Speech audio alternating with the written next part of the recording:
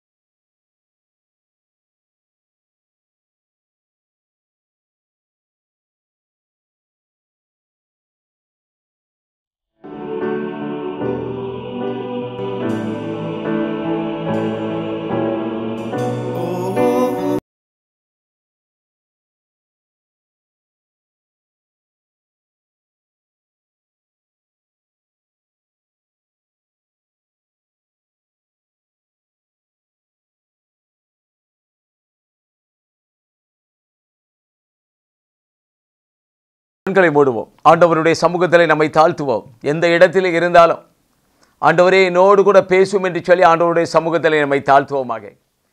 காணாமல் திகைத்திடும் கல்வாரி ஒன்றுண்டே, கவலை கண்ணீரை துடைக்கும் என்றென்றும், கவலை கண்ணீரை துடைக்கும் என்றென்றும், ஜீவ ஊற்று இயேசுவே தாகம் தீர்க்க வருவாயே, நாடி ஓடி வருவாயே, நாதன் இயேசு அழைக்கிறார், நாடி ஓடி வருவாயே, நாதன் இயேசு அழைக்கிறார், காணாமல் திகைத்திடும் கல்வாரி ஒன்றுண்டே, கவலை கண்ணீரை துடைக்கும் என்றென்றும், கவலை கண்ணீரை துடைக்கும் என்றென்றும். பரிசுத்த ஆவியானவரே, இந்த நாளில் நீர் எங்களோடு கூட பேசும், நாங்கள் கேட்கிறோம். கர்த்தாவே, இந்த வார்த்தைகளை கேட்டுக்கொண்டே இருக்கிற ஒவ்வொரு உள்ளங்களினுடைய இதயத்தையும் திறந்தருளும். ஆண்டவரே, வார்த்தைகளை கேட்க விடாதபடிக்கு இருக்கிற எல்லா தடையான காரியங்களையும் நீர் அப்புறப்படுத்தும். பரிசுத்த ஆவியானவரே, நீர் எங்களோடு கூட இடைவெடுவீராக. நாங்கள் எங்களை தாழ்த்துகிறோம். ஆண்டவரே, நீர் பேசும், நாங்கள் கேட்கிறோம். இயேசுவின் நாமத்தில் ஜெபிக்கிறோம் எங்கள் ஜீவனுள்ள நல்ல தகப்பனே, ஆமென், ஆமென். கிறிஸ்துவுக்குள் அன்பான சகோதர சகோதரிகளே, இந்த நாளிலும் இந்த லெந்து நாட்கள் என்று சொன்னால் துளிர் விடும் காலம். வாழ்க்கையிலே ஒரு மனிதன் எழுந்து பிரகாசிப்பிக்கிற ஒரு காலமாக இருக்கிறபடியினால் இந்த நாட்களிலே, இந்த லெந்து நாட்களிலே அதிகமாக தேவனுடைய சமூகத்திலே காத்திருந்து ஆண்டவரிடத்திலிருந்து எதையாவது ஒரு அற்புதங்களை நம்ம பெற்றுக்கொள்ளும்படியாக நம்ம வாஞ்சிப்போம். இந்த நாளிலும் ஆண்டவர் நிச்சயமாகவே நம்மோடு கூட இடைப்படுவார். உங்களுடைய வாழ்க்கையில் இந்த நாளில் இந்த வசனத்தை கொண்டு ஆண்டவரை பேசுவார். உங்களுடைய இதயத்தை திறப்பார். நிச்சயமாக ஒரு பெரிய அற்புதங்களை நீங்கள் கண்டுகொள்வீர்கள். எனக்கு அன்பான சகோதர சகோதரிகளே, கத்தோலிக்க கிறிஸ்தவ மார்க்கத்திலே லெந்து நாட்கள் என்று சொன்னால் தவசு காலம். தவம் இருந்து ஆண்டவரிடத்திலிருந்து ஏதாவது பெற்றுக்கொள்ள வேண்டும், எதையாவது என்னுடைய வாழ்க்கை மாற வேண்டும். ஒருவேளை ஒரு சில காரியங்களிலிருந்து நம்மளால் விடுதலையாக முடியாதபடிக்கு காணப்படலாம். சில பாவ காரியங்களிலிருந்து விடுதலையாக முடியாதபடிக்கு உள்ளம் உடைந்து மனவேதனையோடு பாரத்தோடு கூட எனக்கு எத்தனை குடும்பங்களை நம்ம பார்க்கிறோம். சில மனிதர்கள் என்னுடைய கணவர் முதல் குடி பழக்கத்திலிருந்து விடுதலையாக முடியலப்பா, ரொம்ப கோவப்படுறாரு, எந்த சூழ்நிலையிலையும் வந்தாலும் வீட்டில் வந்து எங்களெல்லாம் கை வச்சிடுறாரு அப்படின்லாம் சொல்லக்கூடிய எத்தனையோ குடும்பங்கள் உண்டு. சில பெண்களுக்கு பார்த்தீங்க அப்படின்னாக்க இவளுடைய நடத்தைகள்லாம் சரியில்லையா, இவளுடைய நடத்தைகள் மிகவும் மோசமாக இருக்குது அப்படின்லாம் சொல்லக்கூடிய அநேக குடும்பங்களை நான் பார்க்கிறேன். எனக்கு அன்பான சகோதர சகோதரிகளே, இந்த நாளிலும் ஆனால் அப்படிப்பட்ட ஒரு சூழ்நிலைகளில் தேவன் நம்மளை வந்து கடிந்து கொள்ளாதபடிக்கு இந்த நாளிலும் ஒரே ஒரு வசனத்தை நம்ம தியானிப்போம். அந்த வசனத்தை கொண்டு ஆண்டவர் நிச்சயமாக நம்மோடு கூட பேசுவார். எனக்கு அன்பான சகோதர சகோதரிகளே, வார்த்தைகளை கேட்க விடாதபடிக்கு எந்த தடைகள் இருந்தாலும் எல்லாவற்றையும் அப்புறப்படுத்தி விட்டு இந்த வார்த்தைகளை கேட்க உங்களுடைய இதயத்தை ஆண்டவருக்கு நேராக அர்ப்பணியுங்கள்.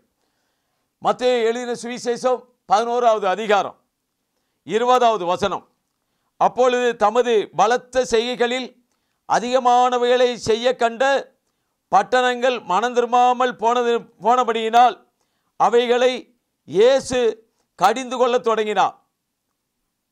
சில பட்டணங்கள் பார்த்தீங்கன்னா ஆண்டவர் இந்த உலகத்தில் இருக்கும் பொழுது எத்தனையோ அற்புதங்களை அதிசயங்களை செய்து செய்து என்னை நம்பு, நான் மெய் தேவன், நான் சிவன் உழவர், என்னை நம்பு அப்படின்னு சொல்லி ஆண்டவர் தெளிவாக வந்தால் ஆண்டவருடைய அன்பை குறித்து அழகாக அவர் வெளிப்படுத்தி வந்து கொண்டு இருக்கிறார். ஆனால் அநேக பட்டணங்கள் வந்தால தேவனுடைய வார்த்தைகளை கேட்டாங்க, அவருடைய அன்பை உணர்ந்தாங்க. ஆனாலும் வந்தால மனம் திரும்பல.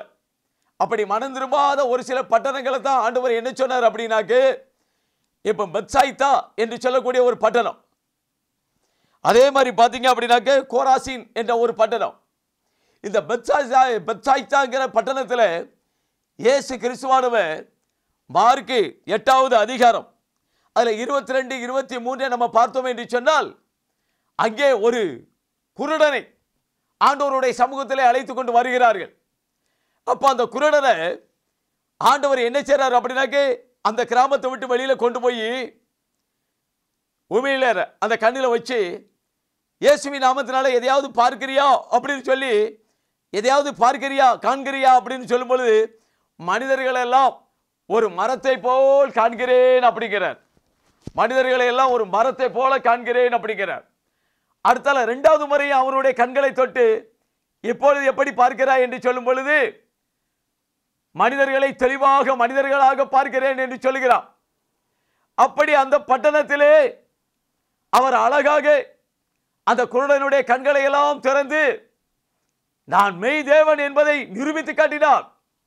அடுத்து அதே மார்க் 6வது அதிகாரத்திலே நம்ம பார்த்தோம் என்று சொன்னால், மார்க் 6வது அதிகாரத்திலே அதிலே இயேசு கிறிஸ்துவானவர் இந்த உலகத்தில் ஜீவிக்கும் பொழுது அவர் வனாந்தரமான ஒரு இடங்களில் இருந்து அதில் போதிச்சுக்கிட்டு இருக்கிறார்.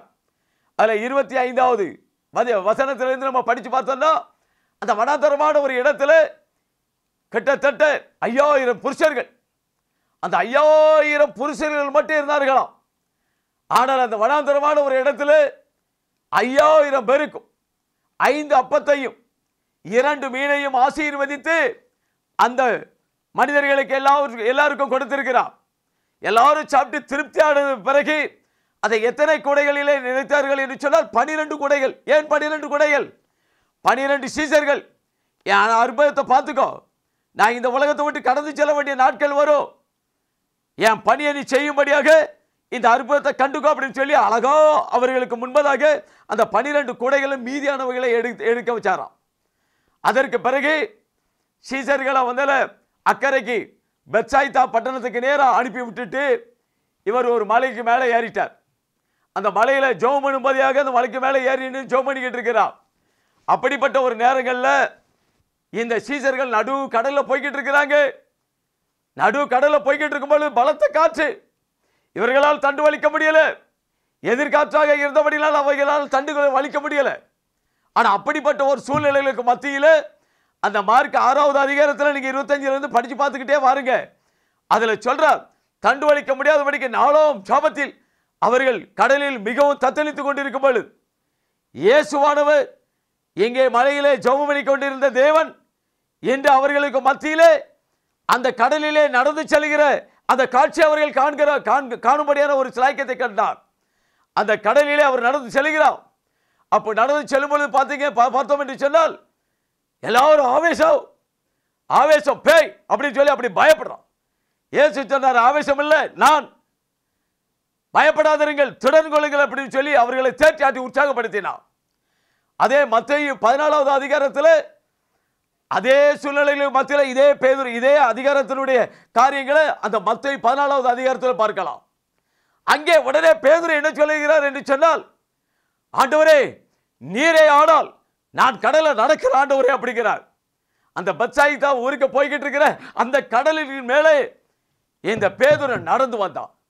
இயேசுவை நோக்கி நடந்து வருகிறான். நடந்து வந்து கொண்டு இருக்கும் பொழுது அழகாக அந்த தண்ணீர் வந்து அவனுக்கு ஒரு பாறை மாதிரி இருக்கு, பாறையில் நடந்து வருகிறான். ஆனால் உலகத்துக்குரிய காரியங்கள் அந்த காற்று பலமாக இருந்தபடினால் அவன் அந்த காற்றை பார்த்தபடினாலே அந்த தண்ணீரை பார்க்கிறான், பயம் உண்டாயிட்டு. இன்னைக்கு உலகத்தை பார்க்கிறான். உலகத்தில் இப்படி ஒரு காற்றுகளும் இப்படி கடல் கொந்தளிப்பு வருகிற நேரங்களில் நம்ம பார்க்கும்போது அநேக நேரங்களில் நம்மளுடைய வாழ்க்கையில் மூழ்கி போகக்கூடிய ஒரு அனுபவங்களை பார்க்கலாம். ஆனால் இவன் அப்படிப்பட்ட சூழ்நிலை உலகத்தை பார்க்கிறான். ஐயோ தண்ணி அப்படின்னு மூழ்கக்கூடிய சூழ்நிலைகளை தான் அவர் சொல்றார், ஆண்டவரே என்னை ரட்சியும் அப்படின்னார். உடனே அட அற்ப விசுவாசியே, அட அற்ப விசுவாசியா ஏன் பயப்படுற அப்படின்னு அவனுடைய கருத்தை பிடிச்சி மேலே தூக்கி விட்டார். எப்படிலாம் அந்த அற்புதங்களெல்லாம் செய்து நான் ஒருவர் தான் மெய் தேவன், நான் அற்புதங்களை அதிசயங்களை செய்கிற தேவன், வானம் பூமி அண்ட சராசரங்களை உருவாக்கிறவர் என்னுடைய கரம் என்று சொல்லி ஆண்டவர் தெல்ல தெளிவாக தன்னுடைய சீசர்களுக்கெல்லாம் அவர் தெளிவா அவர் விவரித்து சொன்னார். ஒரே ஒரு மனிதனுக்கு மட்டும் தேவனுடைய கண்களிலே கிருபை கிடைத்ததாம். அதே 8வது வசனத்தை பார்த்தோம் என்று சொன்னால், நோவாவுக்கோ கர்த்தருடைய கண்களில் கிருபை கிடைத்தது. இன்னைக்கு ஆண்டவருடைய கிருபை மட்டும் நமக்கு கிடைச்சா போதும். ஆண்டவருடைய கிருபை நமக்கு கிடைச்சா பெரிய பாக்கியம். ஆனா அன்றைக்கு கர்த்தருடைய நோவாவுக்கு மட்டும் கர்த்தருடைய கண்களில் கிருபை கிடைத்தது. உடனே நோவாவை கூப்பிட்டு நோவாவை சொல்லி, நான் இந்த உலகத்தை அழிக்க போறேன், இந்த உலகம் வந்தாலும் எனக்கு முன்பதாக பெரிய அக்கிரமம் நிறைந்த ஒரு உலகமாக காணப்படுது, இந்த ஜனங்களை உருவாக்குறதுக்காக நான் மனஸ்தாபப்படுகிறேன், இந்த உலகத்தை அழிக்க போறேன், நீ உனக்காக உன் குடும்பத்திற்காக ஒரு பேழையை உண்டு பண்ணு அப்படின்னார். ஆண்டவரே அவனுக்கு வந்தால நல்ல ஒரு இன்ஜினியராக இருந்து இத்தனை மூலம் நீளம் இத்தனை மூலம் அகலம் இப்படி எப்படியெல்லாம் நீ பண்ண வேண்டிய விதங்களெல்லாம் நல்ல ஒரு இன்ஜினியர் காட்டி கொடுத்த மாதிரி அவருக்கு நல்ல வழிகளை காட்டி கொடுத்து ஒரு பேழையை உண்டு பண்ண சொன்னார். இந்த பேழையை வந்தால நோவா வந்தால இது வரைக்கும் மலையை பார்க்கல, இது வரைக்கும் ஒரு வனத்தனமான ஒரு இடம், அந்த இடத்துல உட்கார்ந்து ஒரு பேழையை உண்டு பண்ணிக்கிட்டே இருக்கிறார். ஆனா 120 வருடமா கிட்டத்தட்ட வேத அஞ்ஞானிகள் சொல்றாரு 500 வருஷத்துல. அதுல நம்ம 5வது அதிகாரத்தில் கடைசியில் பார்த்தோம் அப்படின்னாக்க, நோவா 500 வயதான போது காம் சேம் யாபத் என்பவர்களை பெற்றான். 500 வயதில் இந்த குழந்தை பெற்றிருக்கான். இந்த குழந்தை பற்றி எவ்வளவு நாட்கள்னு சொல்ல முடியாது. ஆனா ஒரு சிலர் சொல்றாங்க 120 வருஷம். அவன் அந்த பேழையை உண்டு பண்ணதுக்கு 120 வருஷம் இருக்கிறான். அப்போ ஒரு பேழையை இன்னைக்கு இது வரைக்கும் மழை வரல ஒன்றும் வரல, ஆனா இப்போ ஒரு பேழையை உண்டு பண்ணிக்கிட்டு இருக்கிறான். ஒரு பேழையை உண்டு பண்ணி அதில் ஒரு கப்பலை தயார் பண்ணிக்கிட்டே இருக்கும்போது வர்றவன் போறவங்களாம் பார்த்துருப்பான், இது என்னது இது என்னது அப்படின்னு இருப்பான். அப்போ நோவா அவர்கிட்ட சொல்றா, தேவன் உலகத்தை அழிக்க போறார், அவருடைய பார்வைக்கு இந்த உலகம் எல்லாம் பொல்லாப்பா காணப்படுது, இந்த உலகத்தை அழிக்க போறார், ஆனால் அவர் என்னுடைய குடும்பம் உண்டு காக்கப்படும்படியாக ஆண்டவர் எனக்கு இப்படி ஒரு பேழையை உண்டு பண்ண சொல்லி இருக்கிறாரு அப்படின்னு சொல்லி அவன் சொல்லிக்கிட்டே இருக்கான். ஒருவனும் மனம் திரும்பல. கடைசியில் பார்த்தீங்கன்னா நோவாவுக்கு 600 வருஷம் ஆதான். இந்த 600 வருஷம் ஆகும் பொழுது பார்த்தீங்க அப்படின்னாக்கு அதில் நோவாவுக்கு 7வது அதிகாரம் 11வது வசனத்தில் பார்த்தோம் என்று சொன்னால், நோவாவுக்கு 600 வயதாகும் வருஷம் 2ஆம் மாதம் 17ஆம் தேதி என்று அந்நாளிலே மகா ஆழத்தின் ஊற்றுகள் எல்லாம் பிளந்தன, வானத்தின் மதகுகள் எல்லாம் திறவுண்டன. அவனுடைய 600வது வருஷத்தில், அந்த 600வது வருஷத்தில் என்னச்சுது அப்படின்னாக்க வானத்தின் மதகுகள் எல்லாம் திறந்து தேவன் 40 நாள் இந்த பூமியில் நல்ல மழையை வருஷிக்க பண்ணினார். ஆனால் அந்த மழையை வருஷிக்கப்படும் பொழுது ஆரம்பத்தில் இதுவரைக்கும் மழையை பார்க்கல, ஆனால் இப்பொழுது மழை விளைகிறது. இப்போ மழை வந்த உடனே அவங்களுக்கு எல்லா ஜனங்களுக்கும் ஒரு ஆச்சரியமா தெரிஞ்சிருக்கும். தேவன் வானத்தில் பல அற்புதங்களை அதிசயங்களை காட்டும்போது புதுசாக நம்ம பார்த்தோம் அப்படின்னாக்க ஒரு வானவில் தோணுது, புதுசாக ஒரு பார்க்குறோம், வானத்தில் இப்படி ஒரு கிரகங்களாய் காணப்படுது அப்படிங்கும்போது எல்லாருக்கும் ஒரு ஆச்சரியமா இருக்கும். ஆனால் அப்படிப்பட்ட ஒரு சூழ்நிலையில் மத்தியில் தான் அன்றைக்கு மழை இதுவரைக்கும் மழையை பார்க்கலாம். ஆனால் நல்ல மழை வரும்போது ஒவ்வொரு பிள்ளைகள் சின்ன பிள்ளைகளாம் விளையாண்டுருக்கும், ஆஹா தண்ணி ஓ அப்படின்னு சொல்லி விளையாண்டுருக்கும். ஆனால் கொஞ்சம் கரண்ட்டுக்கு வரும்போதுலாம் ஆன்னு விளையாண்டுருக்கும். அப்புறம் முட்டுக்கு சரியாக வளரும்போது கொஞ்சம் அப்படின்னு இருக்கும். இடுப்பு வரைக்கும் வரும்போது கொஞ்சம் அப்படியே நீந்தலாம் கூடிய அளவுக்கு வந்திருக்கலாம்.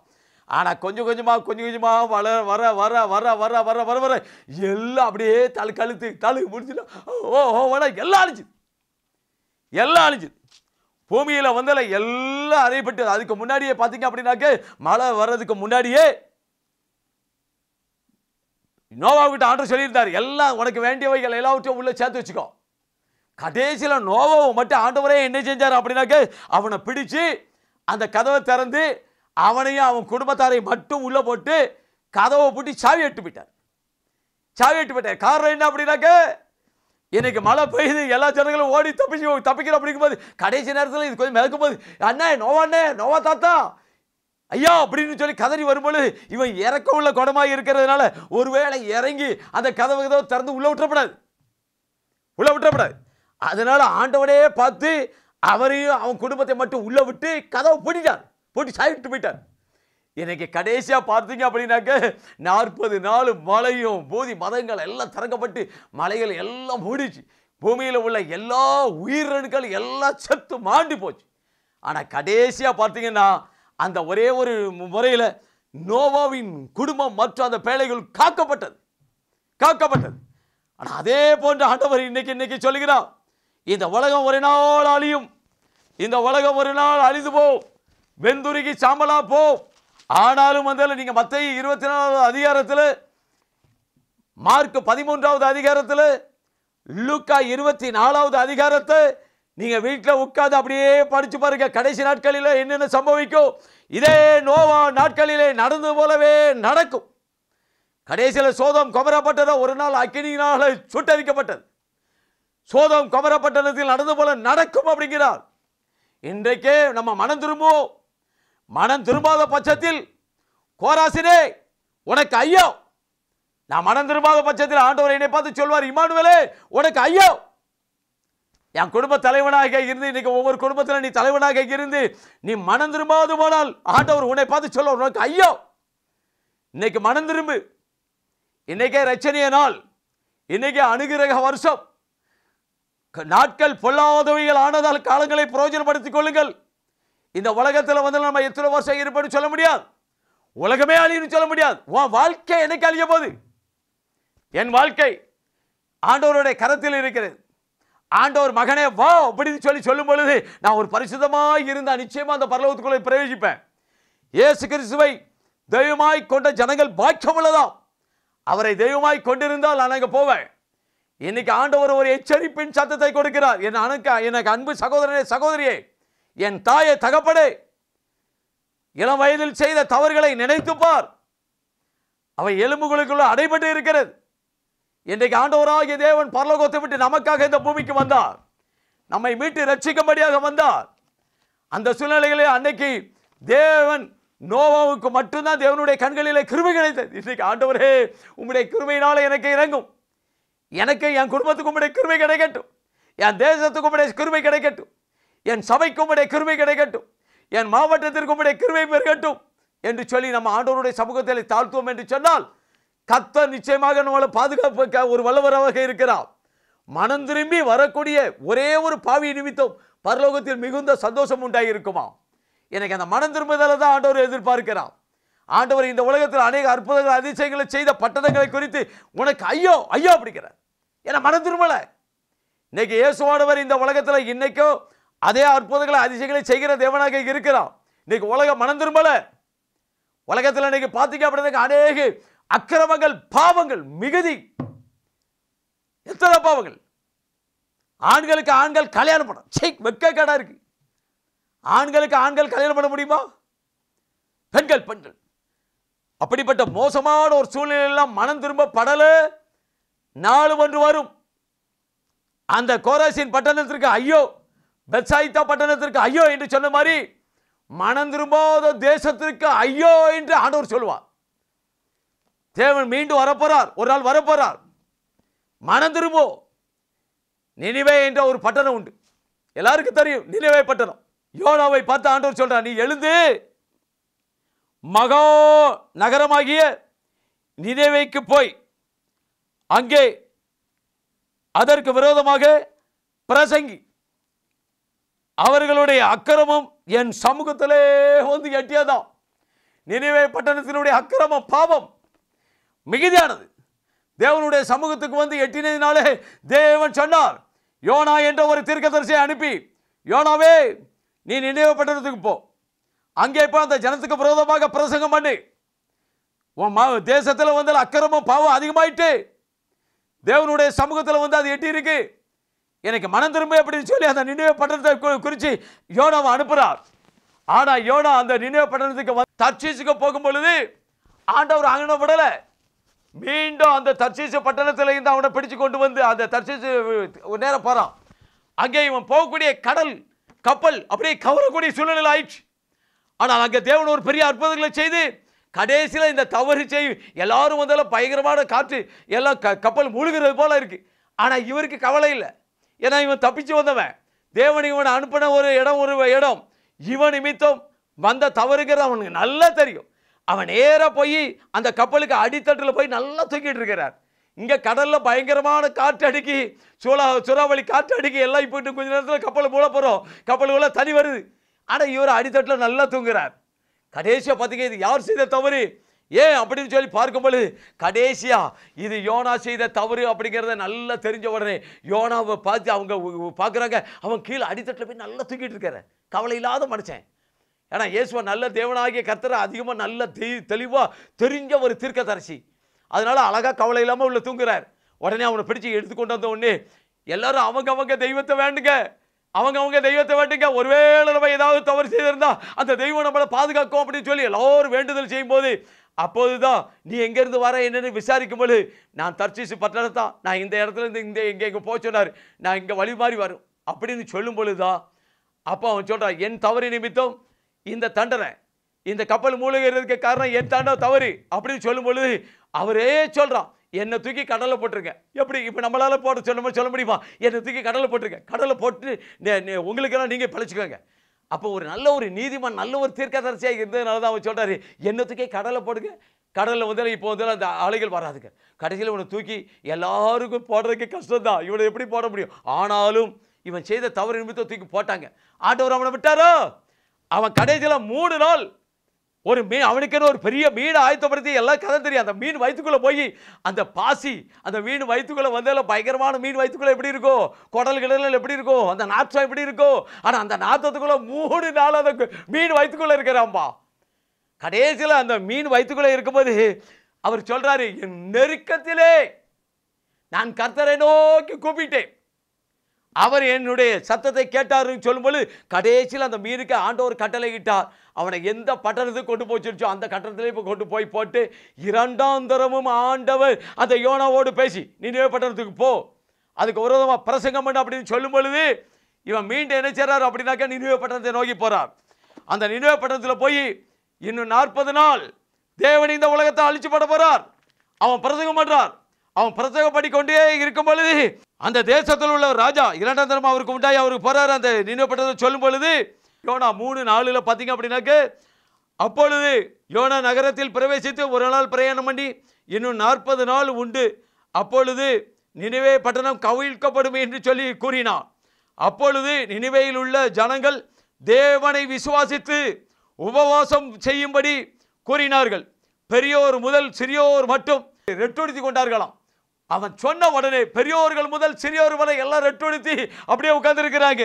அதுக்கு பிறகு பார்த்தீங்க அப்படின்னாக்க 7வது வசனத்தில் மேலும் ராஜா நானும் என் பிரதானிகளும் நிர்ணயம் பண்ணினபடி கட்டளமாக நினிவேக்கு எங்கும் மனுஷருக்கும் மிருகங்களுக்கும் மாடுகளுக்கும் ஆடுகளுக்கும் எல்லாவற்றையும் பட்டியா போடு, எதுவுமே உபவாசிக்க கூடாதுன்னு சொல்லி இவனும் ரெட்டுடுத்தி சாம்பலில் உட்கார்ந்து உபவாசம் பண்ணான்.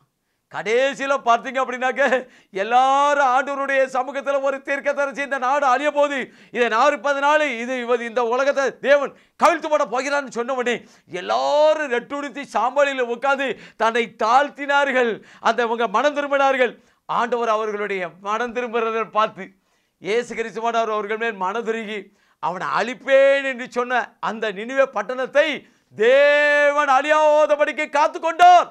எனக்கு அன்பான சகோதர சகோதரிகளே, நாள் ஒன்று வரும், பாவத்திலையும் அக்கிரமத்திலையும் நம்ம அழிந்து கொண்டே இருப்போம் என்று சொன்னால், கர்த்தருக்கு விரோதமாகவே செயல்படுவோம் என்று சொன்னால், கர்த்தருக்கு விரோதமாக சட்டத்திட்டங்களின்படி நம்ம நடப்போம் என்று சொன்னால், நாள் ஒன்று வரும். நினிவே பட்டணத்தை மட்டுமல்ல, மனம் திரும்பும்போது அதை முதல்ல தேவன் என்ன செஞ்சார் அப்படின்னா காப்பாற்றினார்.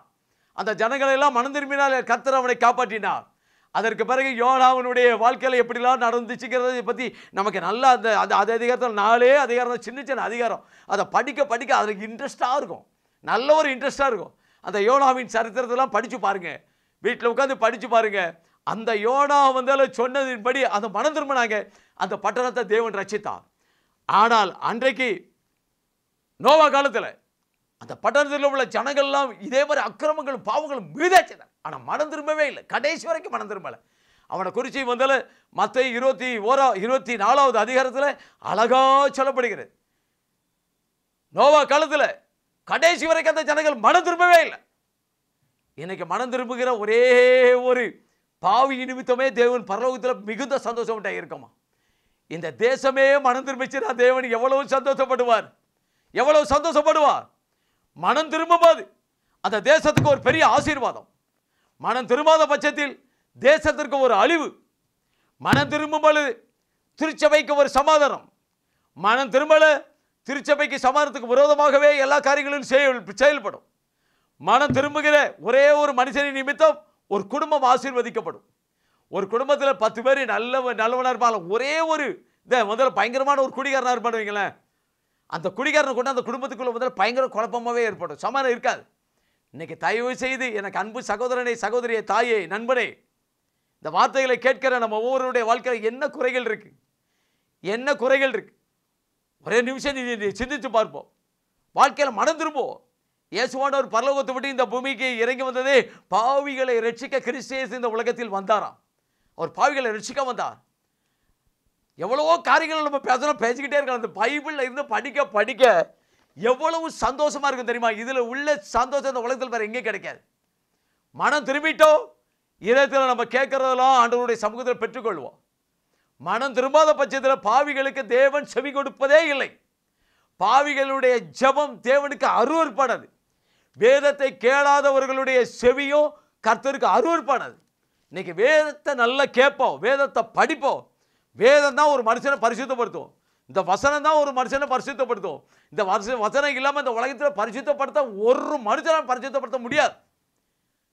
மத்தேயு 8ஆம் அதிகாரம் 17வது வசனத்தில் பார்த்தோம் என்று சொன்னால், அவர் நம்மளுடைய பலவீனங்களை ஏற்றுக்கொண்டு நம்மளுடைய நோய்களை சுமந்தாராம்.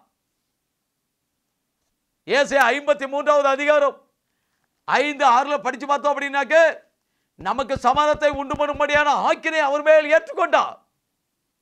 இன்றைக்கு இந்த இயேசு கிறிஸ்துவானவர் நமக்காக வந்து கல்வாரி சிலுவையில் அடிக்கப்படுவதற்கு முன்பதாக அவர் நல்லவராகவே ஜீவித்தார்.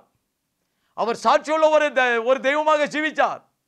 ஆனால் அவர் இந்த உலகத்தில் உள்ள மனிதர்கள் தன்னுடைய பாவ இச்சைகளிலிருந்து விடுதலை பெற மன வாஞ்சை இல்லாதபடியினால் இயேசு கிறிஸ்துவையே கல்வாரி சிலுவையில் வச்சு அடிச்சாருங்க. அவர் எந்த பாவமும் செய்யல, ஒரு பாவமும் செய்யல. அவர் நம்மளுடைய பாவத்திற்காக, நம்மளுடைய அக்கிரமங்களுக்காக, நம்மளுடைய மீறலுக்காக அவர் நொறுக்கப்பட்டாராம். நமக்கு சமாதானத்தை உண்டு பண்ணும்படியான ஆக்கினை அவர் ஏற்றுக்கொண்டார். இந்த உலகத்தில் வந்து ஒரு பரிசுத்தமான ஒரு தெய்வமாக வாழ்ந்து வானம் பூமி அண்ட சராசரம் உருவாக்கின நான் தான் என்று சொன்ன அன்பு தெய்வத்தை இந்த உலகத்தில் சாதாரண பாவத்தில் பிறந்த மனுஷங்க அவர் முகத்தில் காரி துப்பினாங்க, கோலால அடிச்சாங்க, கன்னத்தில் அரைகிறோம். அரைஞ்சு கேட்குறா, உன்னை அடித்தவன் யாரும் சொல்லு பார்ப்போம். முழங்கால் படிப்பட்டு இயேசுக்கு தெரியாதா? இயேசுக்கு தெரியாதா நீ கன்னத்தில் அடித்தவன் யாருன்னு சொல்லி? முகத்தில் காரி துப்பினான், கோலால அடிச்சான், தலையில ஒரு முள்முடிய பின்னி அடிச்சான். இன்னைக்கு நல்லவர்களுக்கு காலமில்ல, பொல்லாதவர்களுக்கு. இயேசு கிறிஸ்து இன்னைக்கு சொல்லுகிறார், மகனே மகளே மனம் திரும்பு, பரலோக ராஜ்யம் சமீபித்திருக்கிறது. காலங்கள் பொல்லாதவைகள் ஆனதால் நாட்களை பிரயோஜனப்படுத்திக் கொள்ளுங்கள்.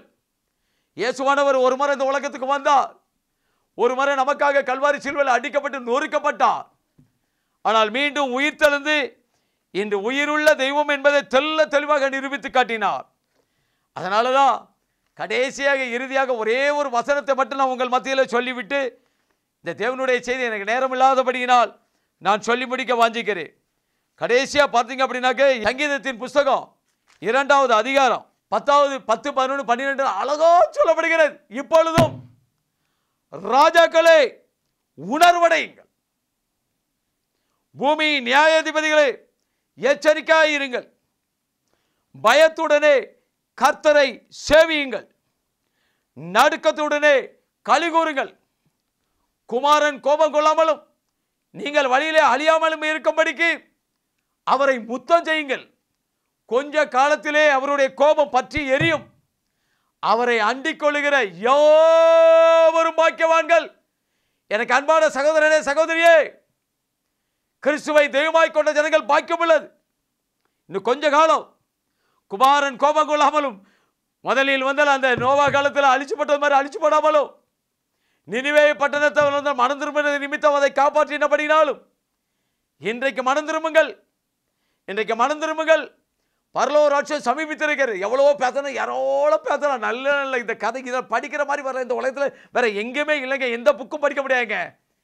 எங்க நான்லாம் ஜாலியாக இருக்கலாங்க, கைகுளூர சம்பாதிச்சேங்க. நல்ல கப்பல் ஃப்ரீயாக பல நாடுகளுக்கு போயிட்டு ஜாலியாக இருக்கலாம். இதில் இருக்கிற ஜாலி இந்த உலகத்தில் இல்லைங்கிறத நான் புரிஞ்சுக்கிட்டேன்.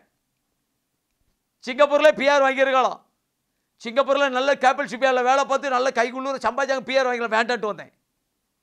துபாயில் வேலை பார்த்த சவுதி எத்தனை இடத்துல வேலை பார்த்துட்டு, என் அன்பு சகோதரனே சகோதரியே, எல்லாவற்றிற்கு மேலாக அமெரிக்கா, லண்டன், கிண்டன் எல்லாரையும் விட மேல ஒரு பரலோகம் உண்டு. அதுக்கு போக ஆயத்தப்படுங்கள், அதுக்கு போக ஆயத்தப்படுங்கள். விசா ஃப்ரீ, அங்கே டிக்கெட் வேண்டாம், பாஸ்போர்ட் வேண்டாம். ஒரே ஒரு வாழ்க்கை பரிசுத்தம். உன் வாழ்க்கையை மட்டும் பரிசுத்தமாக பாதுகாத்து கொண்ட போதும். தேவன் தம்முடைய ஒரே பேரான குமாரனை விசுவாசிக்கிறவன் எவனோ அவன் கெட்டு போகாமல் நித்திய ஜீவனை அடையும்படி அவரை தந்தரளி இவ்வளவாய் அன்பு கூர்ந்தாரே. இந்த இயேசுவை தெய்வமாய் கொண்டிருக்கிற நீங்கள் பாக்கியவான்கள். இந்த வார்த்தையை கேட்கிற நீங்கள் ஒவ்வொருவரும் பாக்கியவான்கள். கர்த்தரை மட்டுமன்று அண்டிக் கொள்வோமா? அவரை உங்களுடைய இதயத்தில் ஏற்றுக்கொள்வீர்களா? அவர்களை அண்டிக் கொள்கிற மனிதர்கள் பாக்கியவான்கள். கண்களை மூடுவோம். எங்களை அதிகமாய் நேசிக்கிற எங்கள் அன்பின் பரலோக பிதாவே, ஜீவனுள்ள தேவனே, இந்த 40 நாளும் கர்த்தாவே எங்களுக்கு கொடுக்கப்பட்ட பரிசுத்த ஆவியானவரே, ஏதாவது எங்களுடைய வாழ்க்கையில் ஏதாவது குறைகள், குற்றங்கள், பாவங்கள் இருந்தால் ஆண்டவரே, உம்முடைய பரலோக ராஜ்யத்திற்கு போக விடாதபடிக்கு ஏதாவது தடைகள் இருந்தால், இந்த உலகத்தின் ஆசீர்வாதத்தை சுதந்திரித்துக் கொள்ள விடாதபடிக்கு ஏதாவது தடைகள் இருந்தால், பரிசுத்த ஆவியானவரே நீர் எங்களுக்கு உதவி செய்யும். அந்த பாவங்களிலிருந்து நாங்கள் விடுதலை பெற்று உமக்கு பிரியமான பிள்ளைகளாக ஜீவிக்க எங்களுக்கு பலன் தரும். தாழ்த்தி உம்முடைய கரங்களிலே அர்ப்பணிக்கிறோம். இயேசுவின் நாமத்தில் ஜெபிக்கிறோம் எங்கள் ஜீவனுள்ள நல்ல தகப்பனே. ஆமென், ஆமென்.